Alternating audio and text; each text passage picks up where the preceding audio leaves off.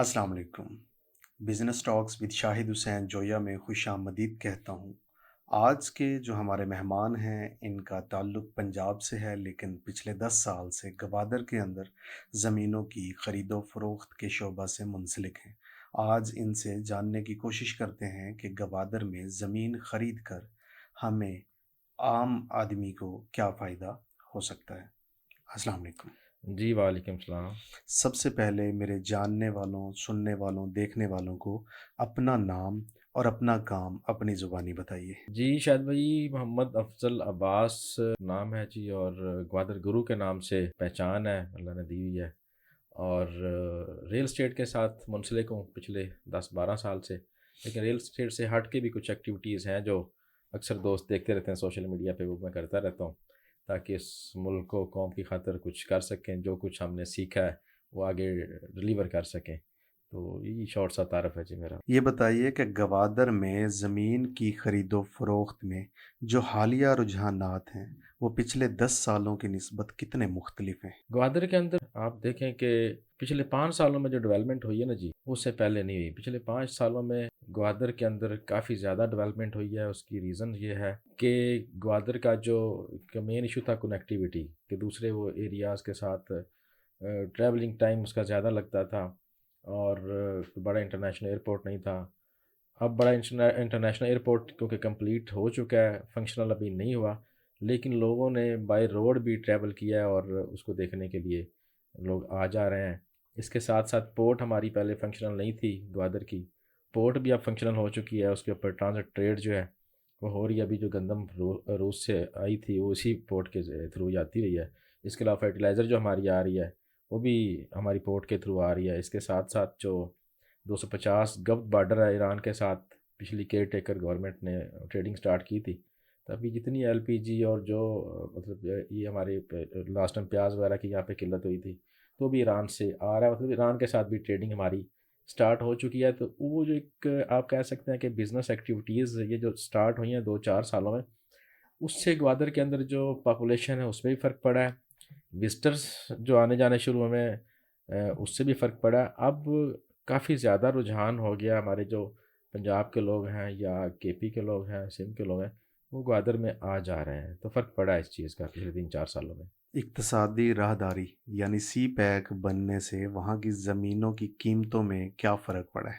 Basic आप देखें तो सी पैक का स्टार्ट है वो ग्वादर से ही हो रहा है। ग्वादर पोर्ट से ही सारी चीज़ों का स्टार्ट हो रहा है। हमारा जो पोर्ट डीप सी पोर्ट है ग्वादर का, और गर्म पानियों की ये पोर्ट है। पूरी दुनिया में अगर आप एक्सप्लोर करें तो जितनी बीचेस होती हैं या जितनी पोर्ट्स हैं वो सीजनल हैं। 6 महीने आप उसके ऊपर ट्रांसपोर्टेशन होती है, बिजनेस एक्टिविटीज़ होती हैं, और जब वो फ्रीज़ हो जाती हैं, स्नो पड़ती है, तो 6 महीने एक्टिविटीज़ नहीं होती। तो ये गर्म पानियों की पोर्ट है ग्वादर, और सारा साल इसके ऊपर बिजनेस एक्टिविटीज़ होती रहती हैं। ग्वादर का टेम्परेचर भी बड़ा ज़बरदस्त है, जिसका बेनिफिट जो है वो लोगों को मिलता है। पंजाब की मैं एग्जांपल देता हूँ कि पंजाब में जब सख्त सर्दी होती है तो हमारे जो लोग हैं वो सर्दी की वजह से बाहर नहीं निकलते, रज़ाइयों से बाहर नहीं निकलते। और जब हमारे ये इस्लामाबाद या ऊपर एरियाज़ में आप जाते हैं तो बर्फ़ पड़ती है, तो बर्फ़ में भी बाहर नहीं निकलते। तो लेकिन ग्वादर में सारा साल टेम्परेचर जो ज़बरदस्त रहता है, आइडियल रहता है, तो एक्टिविटीज़ सारा साल होती रहती हैं, चाहे उसमें सी फूड से रिलेटेड हों या ज़मीनों से रिलेटेड हों। पहले तो लोग ज़मीनें ख़रीदते थे इन्वेस्टमेंट पॉइंट ऑफ व्यू से, लेकिन कुछ अरसे से हमने लोगों को मोटिवेट किया कि ज़मीनें आप ख़रीदें, वहाँ पे आप फसलें काश्त करें, क्योंकि ग्वादर की ज़मीनें जो हैं वो बड़ी पावरफुल ज़मीनें हैं। प्रॉन्स की वहाँ पे फार्मिंग कर सकते हैं आप, दरख्त लगा सकते हैं, खजूर की आप फार्मिंग कर सकते हैं, और जो कम पानी लेने वाली फसलें आप वो वहाँ पे काश्त कर सकती हैं। इवन आप यूएई वगैरह का जो डिपार्टमेंट्स हैं एग्रीकल्चर से रिलेटेड, उनको अगर आप विजिट करेंगे देखेंगे तो उन्होंने तो जो रात को ओस पड़ती है, जो शबनम होती है, उसी को ही पानी में कन्वर्ट करके वो एक पौधे की जो रिक्वायरमेंट है वो पूरी कर रहे हैं। तो हमारे पास तो ये जितनी साली हमारी पट्टी है 700-800 किलोमीटर की, रात को अगर आप गाड़ी खड़ी करते हैं तो लगता है जैसे बारिश रात को होगी और वो नहाई खड़ी होती है, इतनी ज़्यादा वहाँ पे ओस पड़ती है। तो हमें थोड़ा सा ट्रेंड को चेंज करना पड़ेगा, पुराने दौरों से ज़रा निकल के जदीद दौर में आना पड़ेगा। लास्ट ईयर मैंने तुर्की का विज़िट किया, शायद भी मैं बाई रोड इस्तांबुल से अंतालिया और सारा में गया हूँ। तो उनकी मैं देख के हैरान हो गया कि पहाड़ों के अंदर उन्होंने ये नट्स के बागात लगाए हुए हैं, اور طرح طرح کے جو نٹس ہیں وہ گرو کر رہے ہیں، اور ادھر ہی وہ سیل بھی ویلیویشن کر کے سیل بھی وہاں پہ ہو رہے ہیں. ہمارے بازاروں میں جائیں تو ہمیں سموسے پکوڑے نظر آتے ہیں، ہم ہاں وہی جی، کھاتے ہیں، اس سے اپنے صحت کو برباد کرتے ہیں. تو ہمیں اس طرف آنا چاہیے، تھوڑی سی جدید اس کی طرف آنا چاہیے. بالکل ایسا ہی ہے. ہم ساری زندگی پکوڑے سموسے کھاتے رہتے ہیں. جب بیمار ہو جاتے ہیں تو ہمارے رشتہ دار بیڈ پہ پڑے ہونے کے لیے فروٹ لے کے آتے ہیں. مریض فروٹ کھا رہا ہوتا ہے اور رشتہ دار باہر کینٹین پہ پھر پکوڑے سموسے نہیں، وہ کھا رہے فروٹ ہوتے بھی میں جو تیمارداری کھلاتے ہیں وہی کھا رہے ہوتے ہیں، ہیں. کیونکہ مریض کنڈیشن میں ہوتا نہیں کہ وہ فروٹ کھا سکے. یہ بتائیے کہ گوادر میں جو زمینوں کی خرید و فروخت ہے جی، اس میں قانونی پیچیدگیاں کیا ہو سکتی ہیں اور ان سے نپٹا کیسے جا سکتا ہے؟ قانونی پیچیدگیاں وہی سسٹم ہے تقریباً آلموسٹ جو پنجاب کا سسٹم ہے، وہی ریونیو ڈپارٹمنٹ ہے، وہی پٹواری سسٹم ہے. لیکن گوادر کی کچھ زمینیں ابھی کمپیوٹرائز ہو چکی ہیں، اور وہاں پہ ایکسٹرا جو چیز ہے، جس طرح سی ڈی اے ہے، کیپٹل ڈیولپمنٹ اتھارٹی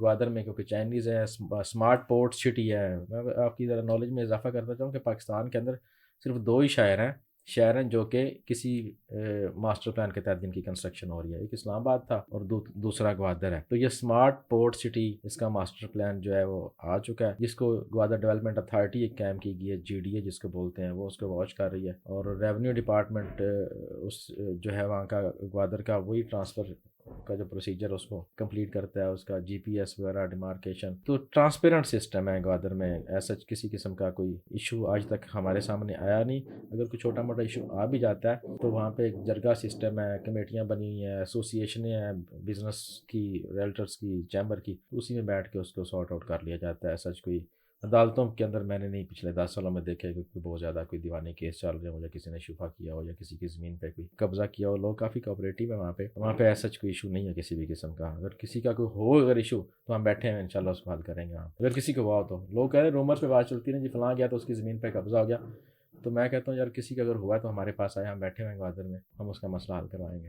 آپ کے خیال میں گوادر میں زمین کی خریداری طویل مدتی پوٹینشل اس کے اندر ہے یا نہیں ہے؟ بالکل جی، پوٹینشیل ہے. جس جگہ پہ ہم بیٹھے ہیں، میں اسی کی اگزامپل دیتا ہوں. آپ اپنے ارد گرد دیہات میں نظر دوڑا لیں کہ ایک مرلہ اگر آپ کو کوئی 2-4 لاکھ سے کم ملتا تو مجھے بتا دیں. ایسے ہی مرلے گاؤں کی کے اندر قیمت تو ہے، 4 لاکھ روپے سے کم نہیں مرلے ہے. کی بات کر رہا ہوں. تو اگر ایک ایسا شہر جو کہ آپ کا پورٹ سٹی ہے، ماسٹر پلان کے تحت بن رہا ہے، جس کی پورٹ فنکشنل ہو چکی ہے، جس کا انٹرنیشنل ایئرپورٹ کمپلیٹ ہو چکا ہے، اس میں اگر آپ کو 8 کنال کا پلاٹ، ایکڑ کا پلاٹ اگر آپ کو 1.5، 2، 2.5، 3 لاکھ کا مل رہا ہے لوکیشن کے حساب سے، تو میرے خیال میں تو مفت ہے. وہ تو 1,000-1,200 روپے مرلے کے حساب سے آپ کو پڑ رہا ہے. تو آپ 10 مرلے اس میں لے لیں، ہزاروں میں آپ کر لیں نا انویسٹمنٹ. کیونکہ جیسے یہ ایئرپورٹ فنکشنل ہونا ہے اور ایکٹیویٹیز وہاں پہ سٹارٹ ہونی ہے، لوگوں کا آنا جانا ہونا، تو یہ ریٹس تو نہیں ہونے نا. پھر کراچی آپ کے سامنے ہے کہ ریٹس وہاں پہ ایکڑوں میں تھے، اب وہ گزوں میں آ گئے ہیں، فٹوں میں آ گئے ہیں. اسلام آباد کی اگزامپل آپ کے سامنے ہے. جب نیا انٹرنیشنل ایئرپورٹ اسلام آباد کا بن رہا تھا، لوگ نہیں لے رہے تھے وہاں پہ جگہ. جنہوں نے لی ہیں ان سے بعد میں سوسائٹی والوں نے زمینیں خریدی اور کہاں کی کہاں پہنچی ہیں. یہ چکری وغیرہ آپ دیکھیں، اب جا کے پہاڑ اور جو ان بیلنس زمینیں تھیں وہ کہاں کی کہاں پہنچی ہیں. تو سکوپ تو جہاں بھی ہوتی ہے زمین آپ خریدتے ہیں، تو زمین تو ایک ایسی چیز ہے جو آپ کو نقصان نہیں دیتی. پرائیویٹ اسکیم میں اگر آپ خریدتے ہیں، کسی سوسائٹی میں خریدتے ہیں، تو وہ تو ڈیولپر پہ ڈیپینڈ کر رہا ہوتا ہے کہ اگر وہ ڈیولپمنٹ کرتا ہے تو آپ کی ری سیل ہوتی ہے. لیکن اگر آپ ایکڑوں میں اگر کچھ لیتے ہیں، اس کے اوپر کوئی باغ لگا دیتے ہیں اور کچھ نہیں تو کیکروں کا بیج پھینک دیتے ہیں، کیکر تو ہوتے رہتے ہیں نا، چلتے رہتے ہیں، تو بھی آپ دیکھیں کہ لکڑی کس حساب سے آپ کی وہ جاتی ہے، یا اس سے اور جو ویلیوڈیشن ہوتی ہے درختوں کی جو چیزیں بنتی ہیں وہ بھی آپ بنا سکتے ہیں. اور وہاں کی جو آبادیاں ہیں، لوکل آبادیاں ہیں، اگر آپ 2-4 ایکڑ وہاں پہ لے لیتے ہیں تو جو 7 آبادی والا لڑکا ہے، ادھر سے کوئی بندہ آپ ہائر کر لیں، آپ کا پانی شانی تھوڑا بہت دیتا رہے گا درختوں کو، تو آپ کا فزیکلی بھی وہاں پہ ہونا ضروری وہاں نہیں پہ ہے. زمین اتنی سستی کیوں ہے؟ سستی اس لیے کہ ایکسیس نہیں ہے. بائی روڈ آپ ٹریول کرتے ہیں تو لوگوں کو ڈرایا جاتا ہے، حالانکہ ایسی کوئی بات نہیں ہے. مسئلہ تو صرف اور صرف سستی اسی وجہ سے کہ لوگوں کے ایکسیس نہیں ہے. اب جب ان اگلے 3-4 مہینوں میں ایکسیس والا مسئلہ حل ہو جائے گا، پھر سستی تو نہیں رہے گی. پھر تو سستی صرف خاموشی رہ جانی. اگر میں آپ تک یہاں پہ پہنچ ہی نہیں سکتا، آ ہی نہیں سکتا، مجھے آپ کے پاس آنے سے ڈرایا جاتا ہے، تو پھر تو آپ کی کوئی چیز، سارا کوئی سستا ہی پڑا ہے نا. بات تو آپ کی ٹھیک ہے. جب ایکسیس میں چیزیں آ جائیں گی، ریچ میں آ جائیں گی، کنیکٹیوٹی کا ایشو نہیں رہے گا، تو پھر سستی تو کوئی چیز نہیں رہے گی. آج سے سال پہلے کی کیلکولیشن دیکھ لیں آپ، وہاں کی زمینوں کی اور آج کی دیکھ لیں، فرق پڑا ہے. کووڈ کے اندر شاید بھائی جو ایکڑ وہاں پہ ویئر ہاؤس والا 4-5 لاکھ کا ایکڑ تھا، ویئر ہاؤسنگ کے لیے جو تھا، اس وقت وہ 24-25 لاکھ کا ہو گیا. یہ 3-4 سالوں میں آپ دیکھیں کتنا وہ اوپر گیا. لیکن وہ 24-25 لاکھ کا بھی ایکڑ ویئر ہاؤس والا سستا ہے. میں کہتا ہوں وہ سستا ہے. اتنی خوبصورت بیچیز ہیں، اس کے اوپر آپ اچھا ریزورٹ بنائیں. ابھی یہ اڑماڑا وغیرہ میں مڈ پوائنٹ ہے کراچی اور گوادر کا، وہاں پہ ریزورٹس بنے ہوئے ہیں. جو ایکڑ وہاں پہ 50 لاکھ 60 لاکھ کا ایکڑ تھا، ابھی وہ 2-2 2.5 کروڑ پہ ایکڑ پہنچا ہے. لیکن وہ پھر بھی سستا ہے. I-8 میں اسلام آباد کے کسی سیکٹر میں جائیں آپ، آپ ایک کنال کا پلاٹ وہاں پہ کمرشل ایک پلاٹ لے لیں آپ وہ اربوں میں، کہاں کی کہاں ریٹس پہنچے ہوئے، تو یہ پھر بھی سستا ہے، اس کے اوپر کوئی نہ کہ آپ ایکٹیویٹی کریں، ویلیوڈیشن پہ جائیں، آپ کے ساتھ ایران نزدیک ہے، وہاں سے آپ کوکنگ آئل آپ اٹھائیں، وہاں پہ اپنی پیکنگ کریں، وہ ایکسپورٹ کریں۔ سی فوڈ میں آپ جھینگا دیکھ لیں، ہمارے پاس 1000-1200 روپے کلو جھینگا مل جاتا ہے، باہر آپ اس کے ریٹ چیک کریں جمبو سائز کے یا جو ان کا ٹائیگر سائز ہے۔ باقی یہ کنگ فش آپ دیکھیں 5-6 ہزار روپے کے جی ہے، وہاں پہ آپ کو 1000-1200 روپے کلو مل جاتی ہے۔ تو کرنے والا بندہ ہو تو وہاں پہ تو بہت اپرچونیٹیز ہیں، سارا سال آپ کر سکتے ہیں، نہ آپ کو گرمی کا پرابلم ہے وہاں پہ، نہ سردی کا پرابلم ہے، ایرانی پیٹرول بھی سستا ہے وہاں مل جاتا ہے، 300 روپے والا پیٹرول بھی نہیں ہے۔ تو پاکستان کے پاس ایک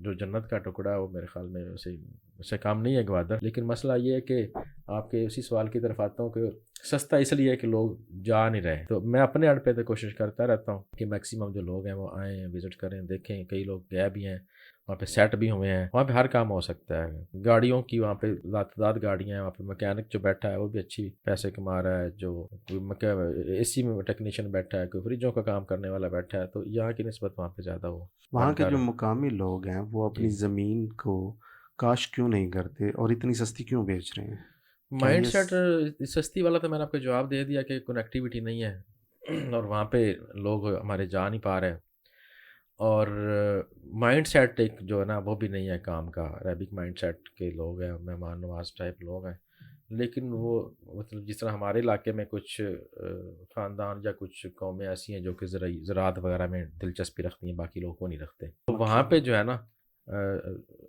گوادر کے اندر جو مقامی لوگ ہیں، ایک تو وہ ڈول نیشنل لوگ ہیں، کسی کے پاس ایران کی نیشنلٹی ہے، کسی کے پاس عمان مسقط کی نیشنلٹی ہے، اور زراعت سے وہ دور ہی رہے ہیں، ان کو زراعت کے نزدیک وہ کو نہیں ہے۔ ہمارے جس طرح پنجاب میں کچھ لوگ ہیں جو زراعت سے دلچسپی رکھتے ہیں، باقی لوگ کو نہیں رکھتے، تو ਤੁਸੀਂ ਸਿੱਧਾ ਸਿੱਧਾ ਕਹੋ ਨਾ ਰਾਈਆਂ ਦੀ ਗੱਲ ਕਰ ਰਹੇ وہ پھر ہمیں کوئی ਹੋ لوگ مخالفت کریں کہ سانو ٹاری میرے رائمی کلائنٹ نے نا، تو انہوں نے کہنا یار سانو خام خواہ گنڈے والے چکر چ پائی بیٹھے۔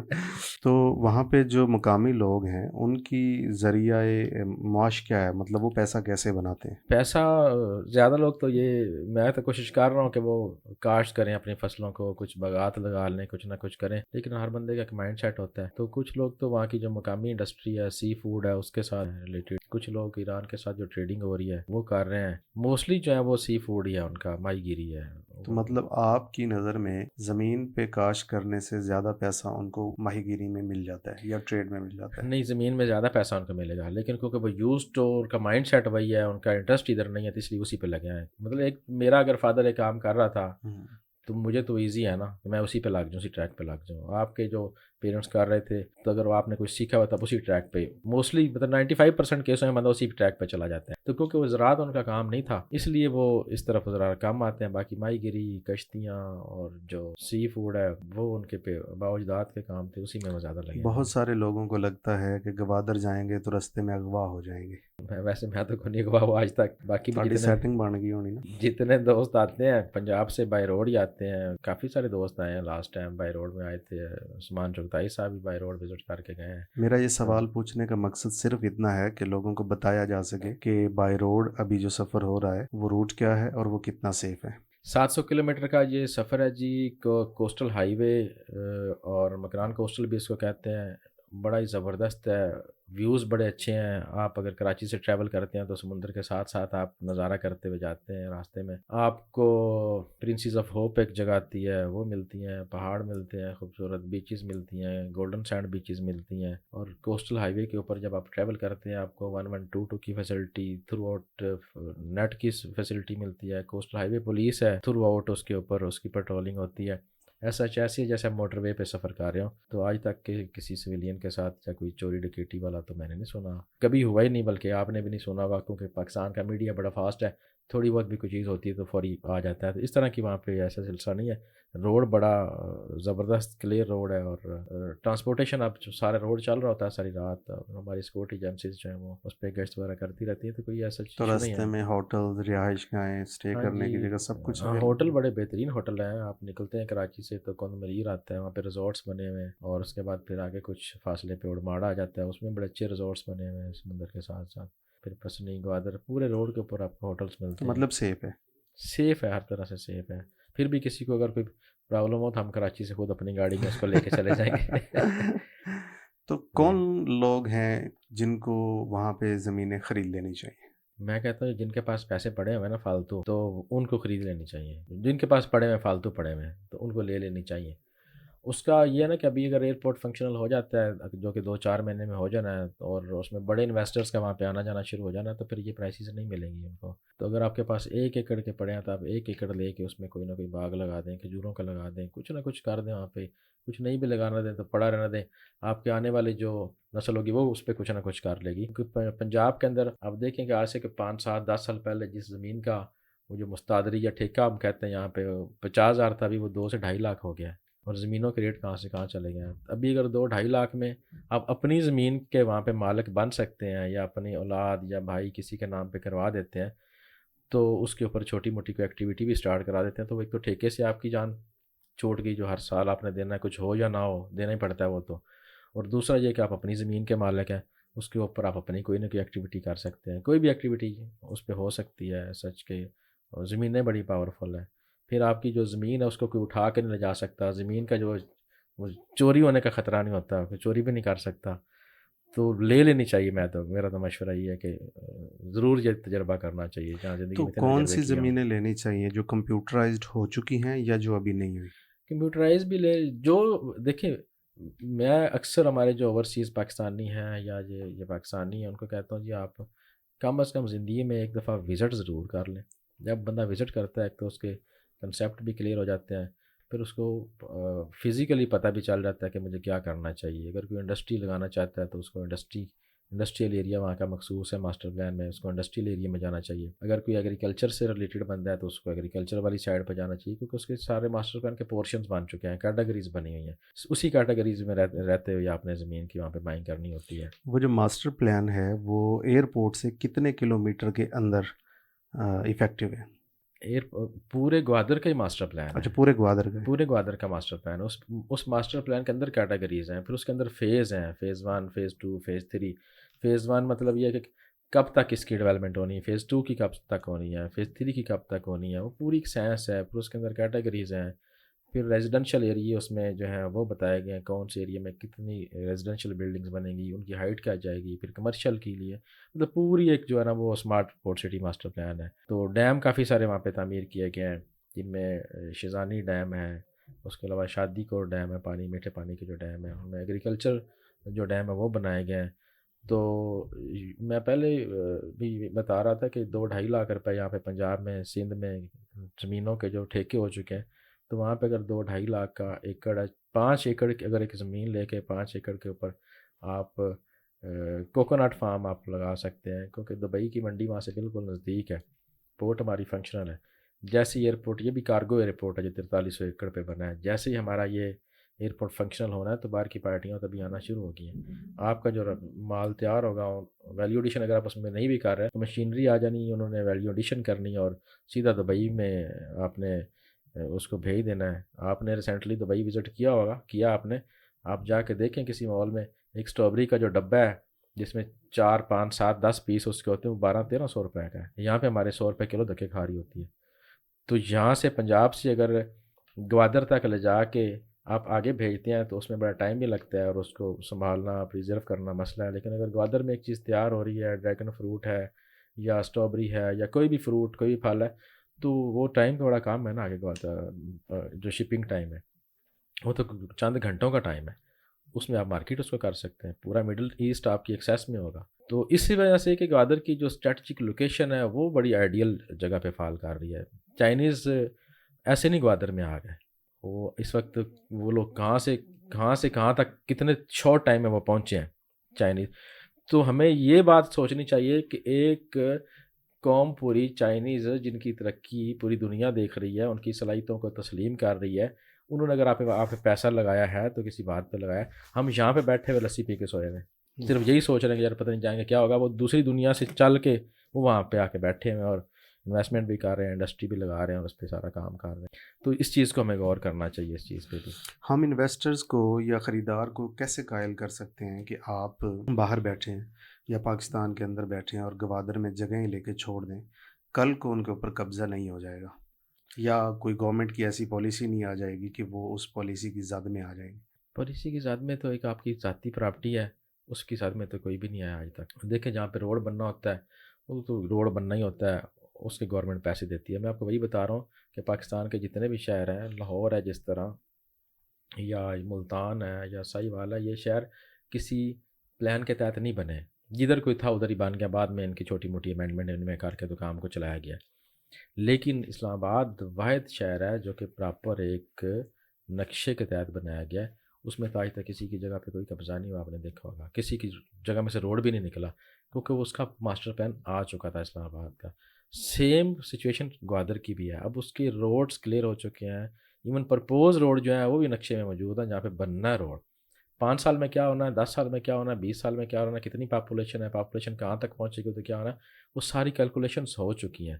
تو اس میں یہ خطرے والی بات اس قسم کے کوئی نہیں ہے کہ آپ جناب گورنمنٹ آ کے اس میں سے یہ روڈ نکال دے گی، تو وہ تو پلان آپ کے سامنے پڑا ہوتا ہے۔ جی پی اے جو گوادر کا جی ڈی اے ہے ان کا سرویئر پراپر جاتا ہے، آپ کی زمین جو ہوتی ہے آپ خرید رہے ہوتے ہیں اس کے پراپر کوآرڈینیٹس لیے جاتے ہیں، کوآرڈینیٹس لینے کے بعد آپ کا سائڈ پلان بنتا ہے جس کے اوپر پورے ریونیو ڈپارٹمنٹ کے جو زمین کے اونرز ہیں ان کے دستخط ہوتے ہیں۔ اس کے بعد آپ زمین پہ ہلکا سا باندھ دیں، پوری دنیا میں بیٹھے رہیں، آپ دیکھ رہے ہوں گے آپ کی زمین کہاں پڑی ہوئی نظر آتا ہے، باندھ بندہ آپ کی زمین میں، اس میں کوئی ایکٹیویٹی ہوگی آپ کو نظر آ رہا ہوگا کہ اس پہ ایکٹیویٹی ہو رہی ہے۔